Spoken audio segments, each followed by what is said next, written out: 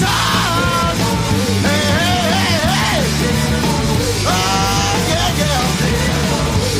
'Cause that's when I party down.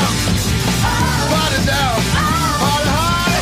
Party down. Hey there, guys and gals. Welcome back to the Weekend Warrior. I'm recording this on Tuesday morning, December 16th, from the chilly Lower East Side in New York City, where it's cold as balls, as my pal Julian Roman would say. I'm recording this way later than I normally would, as I had so many other things going on. I don't have a lot to say about this past weekend, which was pretty terrible. There was only two new movies in wide release. One was from an Oscar-winning filmmaker, Mr. James L. Brooks, and it had an Oscar-caliber cast.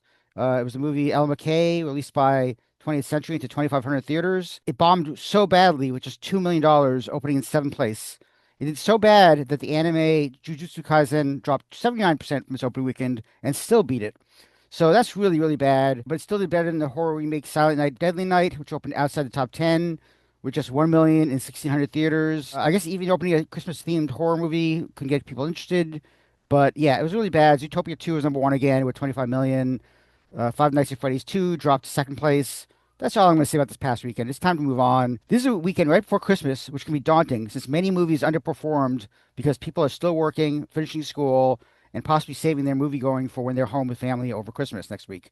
This year could be a true anomaly, especially after we had Five Nights at Freddy's 2 becoming the highest opening movie in the weekend after Thanksgiving. Yet, there's no Star Wars movie this year, and we're about a year away from Marvel dominating this weekend with two back-to-back Avengers movies. But we do have a jam-packed weekend with four very different movies, all opening over 3,000 theaters. I can't remember the last time we had four movies opening that widely against each other. At least two of the movies offer something for very different audiences, and then we have two family movies. But we have one movie that's probably going to do better than all three other movies combined. So let's look at a trailer for that. This is the only pure thing in this world. The fire came from the mountain, burnt our forest. My people cried for help. But Eva did not come.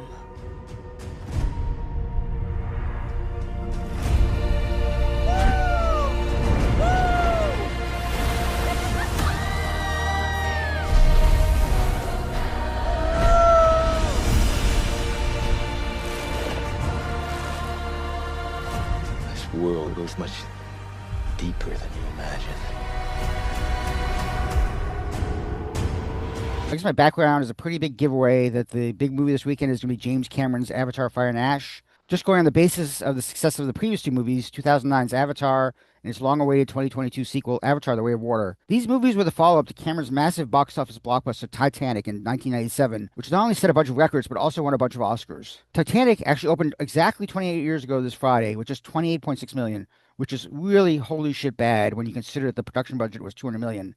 But that was the first case of Cameron proving he had what it took as a storyteller and filmmaker to get people returning again and again to theaters.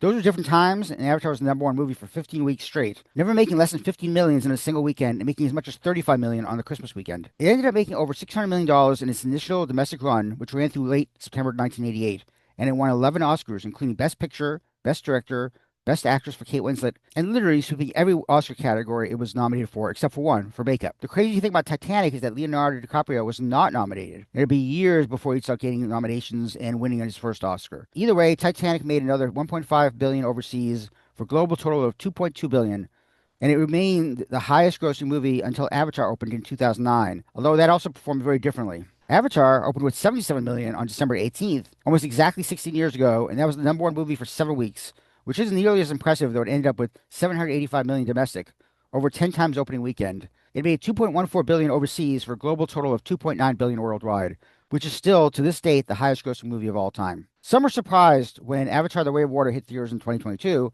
because it had been 13 years since the first movie.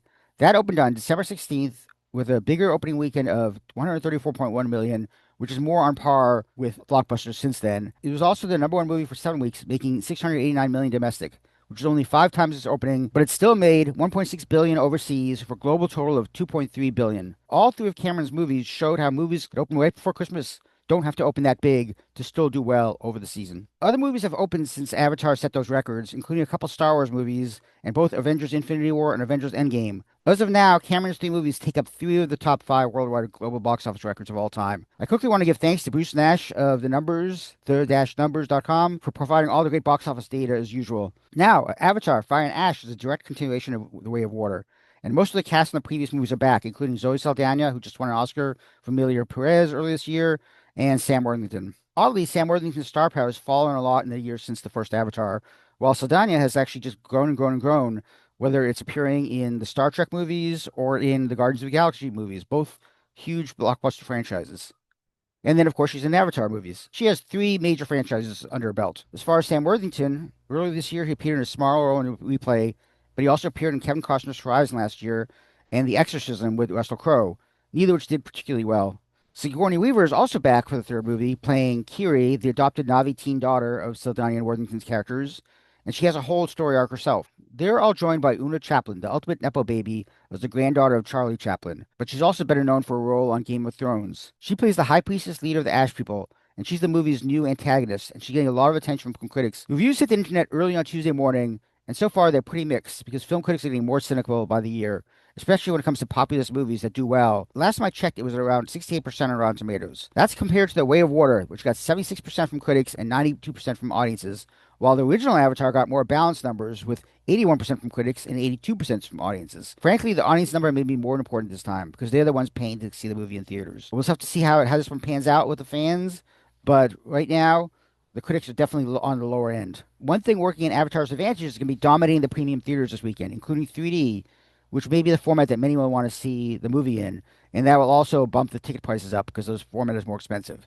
It's been reported that not 1, not 2, but 4 teaser trailers for Avengers Doomsday will be attached to Avatar. You'll only be able to see those in theaters for at least a week. They'll probably be pirated and seen anyway, but otherwise, many will rush out to see Avatar in its opening weekend, maybe multiple times, just to see those teaser trailers. That will also help pump up the box office for Avatar, even if it means that viewers using AMC A-List or Regal Unlimited will be using it to buy tickets, to go see the trailers, and then not stick around for the entire 3 hours of the movie. We'll see how that goes, but expect to do really well this weekend. As of now, I have Fire and Ash opening lower than Way of the Water, with around 110 to 150 million, mainly because going up against 3 other movies that can tap into a younger family audience, including David and SpongeBob. I still think we'll have great legs, because people will go see it with their families the week after Christmas, and that should help bring the movie up to 520 to 507 million. That would make it the biggest grosser of 2025. That'll also keep it number 1 for at least 4 weeks, at least until 28 years later opens in January, even if Primate could be a surprise hit for Paramount on January 9th. Avatar isn't the only movie opening wide release this weekend, and let's see the trailer for the next one. Hi, Melanie. Hi, Mrs. Winchester. Please call me Nina. Come on in.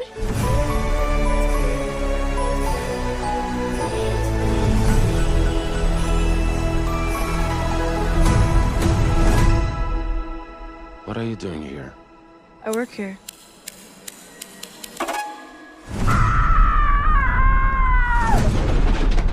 Nina, where are they? Hey, what's going on? Billy threw away my PTA notes. Why don't we go check your office? You need to be more careful next time. You've ruined my entire day. That was a trailer for The HOUSEMAID, the new movie from Paul Feig, starring Sydney Sweeney and Amanda Seyfried. It's one of 3 movies that is ballsy enough to go up against Avatar, Fire and Ash, but it's not exactly ballsy because it's actually counter-programming, basically targeting women who might not be as interested in Avatar this weekend or any of the PG movies. Paul Feig previously directed Bridesmaids, one of the Ghostbusters reboots, and a similar thriller called A Simple Favor in 2018, which Lionsgate also released. That opened with $60 million in September 2018 and made $53.5 million domestic and $97.6 million worldwide. It probably convinced Lionsgate to have Feig direct this one, even though the sequel, Another Simple Favor, was dumped to Prime Video. Critics have always had a hard-on for Sydney Sweeney, and not in a good way. Sorry, that was an inappropriate, bad joke. But any man who gets dragged to this movie by their partner should at least know that they'll have some sweet Sydney nudity in the movie. Sydney Sweeney has not had a great year, appearing in 3 other movies, including Americana, which didn't report box office, Ron Howard's Eden, and her own boxing drama, Christie, which notably bombed. Amanda Seyfried is still best known for the Mamma Mia movies, but she's also done quite a bit of genre films in the past. She also has an upcoming prestige period film called The Testament of Anne Lee, directed by Mona Fastvold, who co-wrote the Oscar-winning The Brutalist with partner Brady Corbet last year. The third piece of this equation is Brandon Sklenar, who was in the hit book adaptation of Calling That What It Ends With Us last year. Earlier this year, he starred in the thriller Drop, which didn't do nearly as well as It Ends With Us, but having already starred in one hit movie, he'll be considered popular casting for the women. They did some really interesting marketing for this movie by having Feig and the whole cast appearing on Celebrity Family Feud last week. It's not something you see too often, but that will definitely help get awareness for the movie out there to women, maybe more than the usual talk show stuff. Either way, The Housewife is very much a chick flick with very little to offer guys, but it won't really matter since they've had lots of movies of their own this year, and this is the kind of movie that women go see with their girlfriends after work. I expect that should give the movie a big bump on Thursday and Friday, and it should open in the 25 million range this weekend on its way to 80 to 85 million.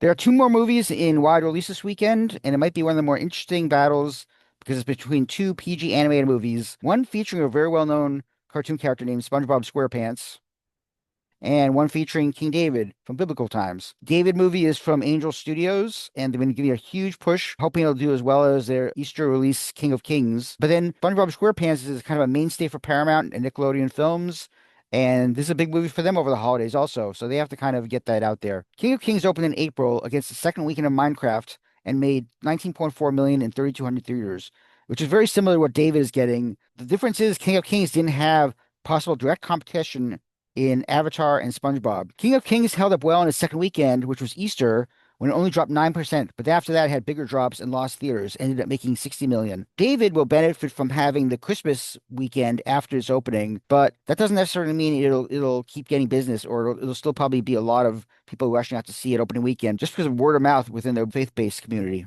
I'll have a review of David soon, but it really isn't bad in terms of telling the story of King David with lots of fun characters and big epic battles like something out of Gladiator or Braveheart. And the songs are actually pretty good, comparable with the Disney animated songs from the 90s. I have this opening in the low to mid 20 millions, maybe giving HOUSEMAID competition for second place, but should then do decently over Christmas weekend. Families are always looking for things to see together over Christmas. No one would be surprised if this makes 80 million or more, which would definitely be better than King of Kings. Long ago, one sailor fell under a wicked curse. The only way to lift this curse is to find the world's most innocent soul. I'm ready.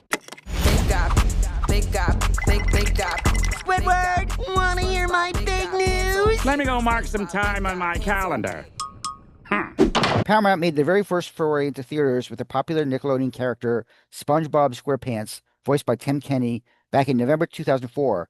That opened with $32 million on its way to $85.4 million domestic, getting a nice bump from Thanksgiving. That used similar animation as the show, but then the 2015 movie, the SpongeBob movie, Sponge Out of Water, switched to computer animation, and that opened much bigger with $55 million and a whopping $160 million domestic and $311 worldwide. Unfortunately, its 2020 follow-up, Sponge on the Run, got slaughtered by COVID and pretty much went straight to streaming. Paramount is giving theatrical another go with Search for SpongeBob, which adds Mark Hamill to the cast as the voice of the Flying Dutchman. He's been doing the talk show rounds, as has Tom Kenny. I normally would think that kids would prefer to see SpongeBob than a biblically animated film, but I think SpongeBob might not even make 20 million this weekend because it is something that the kids will just watch on television, and it might not seem like something worth paying to see in theaters. Still, it should do well over Christmas and the holiday break, and with that in mind, it could make as much as 100 million by the time it leaves theaters. I should also mention that in the limited release, A24 is releasing Josh Safdie's Marty Supreme, starring Timothée Chalamet. It's opening in 6 theaters, playing the movie in 70mm in New York and LA. I wouldn't be surprised if it has one of the best per theater averages of the year, and might even break into the bottom of the top 10. That'd be pretty great because it opens wide on Christmas Day. That's a lot of big movies opening this weekend, including many that will stick around through Christmas and the New Year, even though there's a lot of strong releases on Christmas Day as well. We'll talk more about those next week. Look for the print edition later this week,